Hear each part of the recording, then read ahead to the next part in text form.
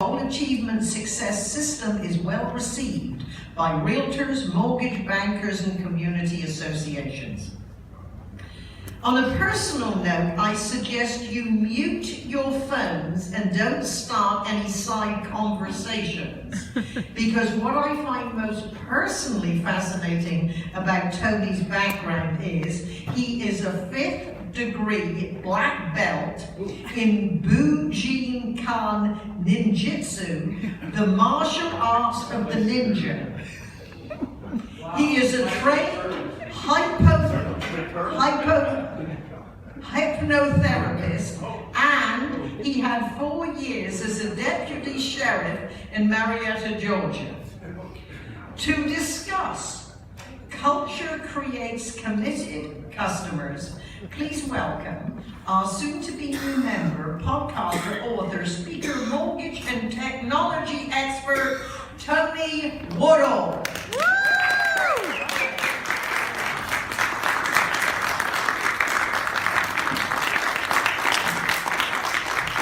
Good morning, Breakfast Clubbers. Good morning, Tony. And I want to thank Alan for your comment about the NSA. We are the NSA, but we're not the NSA that likes to listen. We are the NSA that likes to talk. And so you were talking about shoes being the first thing that people look at, and that happened to me this morning, John. I walked up and goes, love your shoes. So it's true. Now, how would you like it to hear your customers telling their family, friends, and colleagues how wonderful you are and asking them to do business with you? You'd love that, wouldn't you? That's what we're in business for. That gets me giddy every time I hear that. I love to hear that, but I get that a lot. Not for me, but for what I am here for today is to answer Rich's question. How do I carry my culture throughout my business so I can create committed customers? In our Culture Heritage book, The First Republic, there are no businesses, only people. Culture is carried by people. They're carried by the people in your organization, the people that serve your customers, the people that you entrust with your brand. If you want to carry your culture throughout your organization, you must create what we call culture carriers in your organization. And the best place to start that is with your people, your staff. Now I'm going to cover 3 things today, 3 areas that I believe are the key to creating the culture and carrying it to everywhere within your organization. The first is hire for culture. Now, one of the tenets that you need to do if you're in business, you need to hire talented people. And the 90s consultants, corporate consultants, had this big idea that we need to have a talent mindset. We wanted to hire the best of the best and keep the best. The president of Enron, a corporate consultant before he started, believed that talent mindset. Enron hired the best of the best and only kept those people. He set out a new program after they started called Rank and Yank. Anybody familiar with that process? Yes, John is. Hire the best people that you can hire in your organization. And then what they do is at the end of the year, they do a review of all the positions that they have out in their organization. And they go through and they start ranking each person. And then, once they've done their ranking, they let go those that don't meet the rank. They fire them. They yank them. That's where the term comes from, rank and yank. Now that sounds like a good idea. But if you are hiring the best people and you've done a great job of hiring quality people, and then all of a sudden you start trying to differentiate a B from a C and the good from the bad, you start looking at things that aren't really for the best interest necessarily of the client, the customer. So I've actually worked for managers and teams that wanted to do that, and I had to rate the A's, the B's, and the C's. And then the goal was at the end of the year, you want to fire the C's and so you could hire more A's. But if you've already done that great job of hiring quality people, and you've got everybody on your team and they're working very well, how do you start differentiating those lower level people if everybody's doing a great job? It makes it very difficult. And what happens is you end up getting to a point where you're looking at probably things like quantity more so than quality, things that don't affect the bottom line, which is your customer. That can lead to bad customer experiences. It can lead to corruption and potentially the downfall of your company. I call that the bear hunting philosophy. Anybody bear hunters out here? You know there's only 3 things you need when you go hunt bear. You need a big gun, a little gun, and a friend to go with you. If you go out hunting and the big gun doesn't work, what do? Well, you run like heck. And you take the little gun and you shoot your buddy in the leg. Because you don't have to outrun the bear, you just have to outrun the guy next to you. And that's kind of what that philosophy is. It's not necessarily the best for the organization. You want to hire talented people, but you want to hire people that fit the culture of your organization. You've built a brand, you've built a culture, you need to hire the people that fit your culture. And I'm not in the same job I had 7 years ago when I started. A couple years ago, one of my colleagues got a promotion and he was hiring for the position that he had. I recommended 2 people that I knew with extreme marketing experience to fill this role. A couple months later, I asked him, I said, how are my friends doing? How are they standing in your interview? He said, we had 24 people interview for this position. None of them fit the culture of the company. They went through 24 different people. I jokingly said, well, maybe I should apply. He said, you should.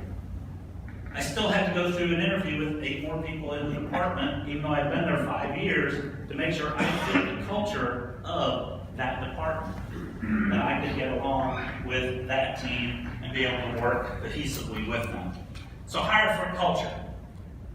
You want talent, but if they don't fit the culture, that could cause problems with your organization. The next thing is once you hire that talent, once you've got good people, you want to keep them. You want to provide an environment where people will stay with you. Somebody once said, what if I train people and they leave? What if you don't and they stay? Yeah. That's even worse. So you want to provide an environment where people can progress in their life. You want to offer obviously good pay, excellent benefits that mean something to them, but you also want to give them the opportunities to learn, to grow, to experience what they do best. Another story of myself, when I was interviewing for the position I'm in now, I was speaking with our Chief Administrative Officer, and we were talking about my podcast. She said, I hear you're a podcaster. I go, yes, I am. And she goes, I love podcasts. I listen to them all the time. And we started talking, and we got to talking about this blog series that had started on our intranet, and I said that would make a great podcast to be able to interview people, executives, and find out what the best advice they ever received is. I am now a podcaster for First Republic Bank. I get to do what I love and get paid for it. Because they look at opportunities and help people get what they are good at and do the things that they enjoy. And that's the thing is, you have to find a great environment for your people and continue to keep the people that you have. You spend a lot of time building your brand, building your culture, and hiring the right people. So now you want to make sure that they stay with you. The next and important key is empower the culture.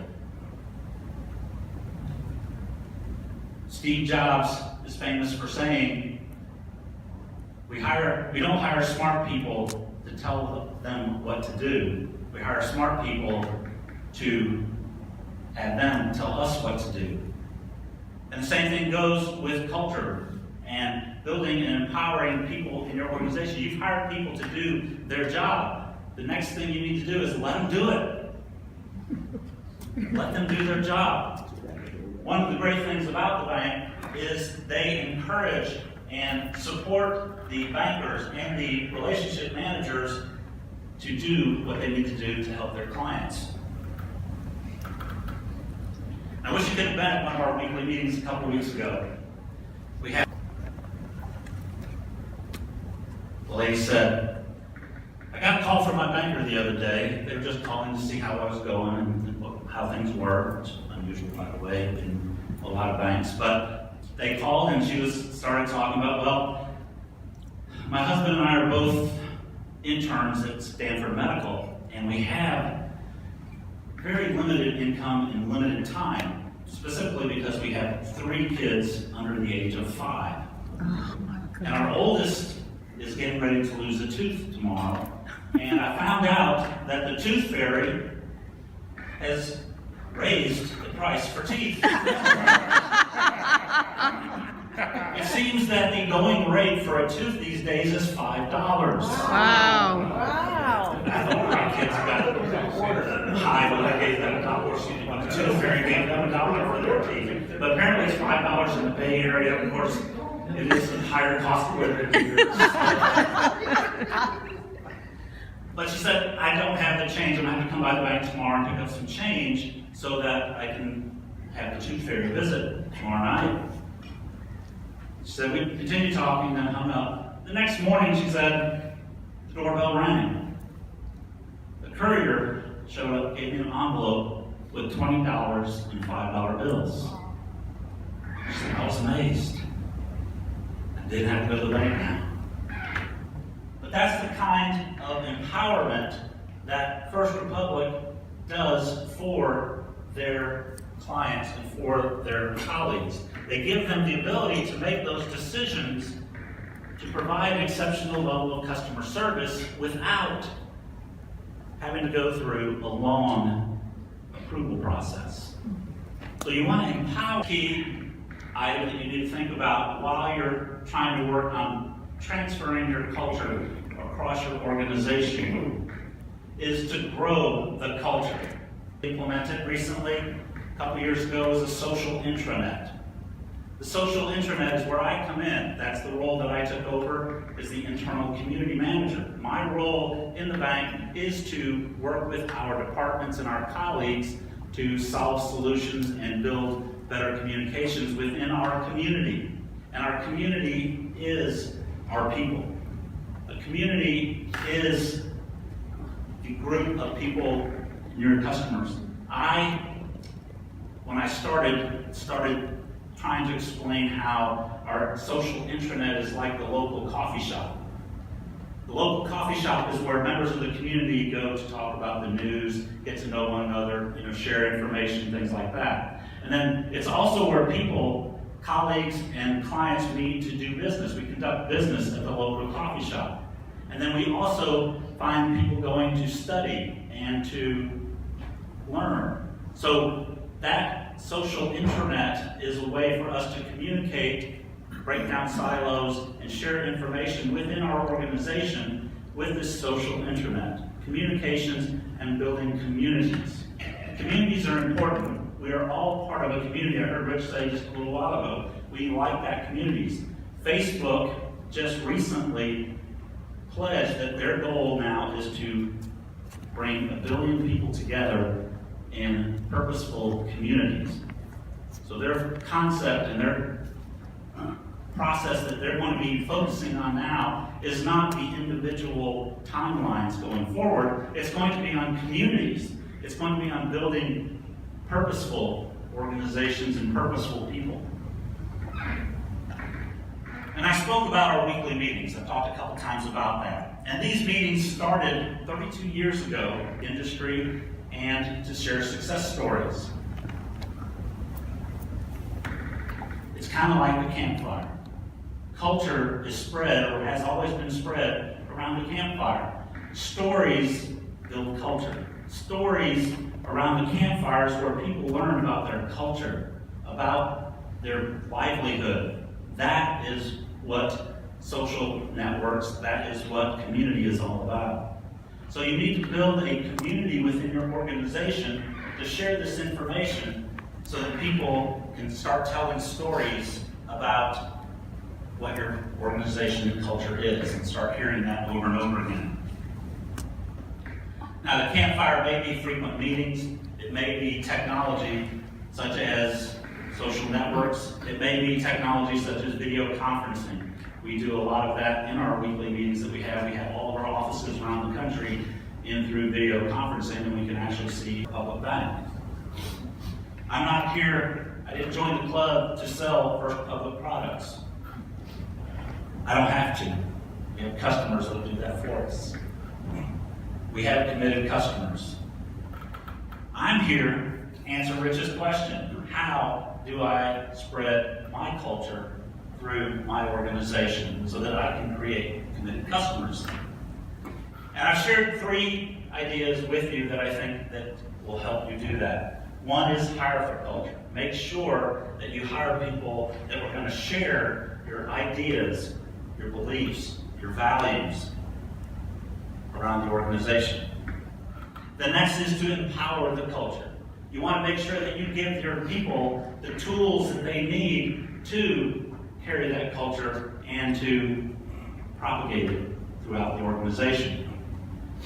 And the third was to grow the culture. Provide continuous knowledge, continuous communication to the teams so that they are aware of what's going on and that they can feel part of a community. It really is only people. Everybody that you're working with in your business, it's people. So you need to think about them as people. When I was researching for this talk, I asked my colleagues on our social intranet. Don't step on squeaky floor. So there are no businesses, only people. There is a lot that it takes to build a brand. There's a lot around building the culture. The culture is made up of your people, your clients, and you need to treat it like the culture it is. You do not want to think of it as just posters on a wall. The key is you need to make it the DNA of your business. You need to make your culture the lifeblood of your business. You need to make the culture part of your heart in the business. And like the heart, the lifeblood, and the DNA, people will carry that for you. Your people will carry that culture for you. So remember, culture eats strategy for breakfast. And I hope you enjoy your breakfast. Woo! On behalf of the Golden Age Breakfast Club, I'm presenting you the much... I didn't get to introduce myself, so I would like to ask one question. The $20 for the tooth fairy. Now, did that come out of petty cash or did it come out of the client's account? Came out of petty cash. Yeah. Anyway, might I present you the much coveted Golden Age Breakfast Club multicolor certificate of appreciation. And thank you for a spectacular presentation. Yeah.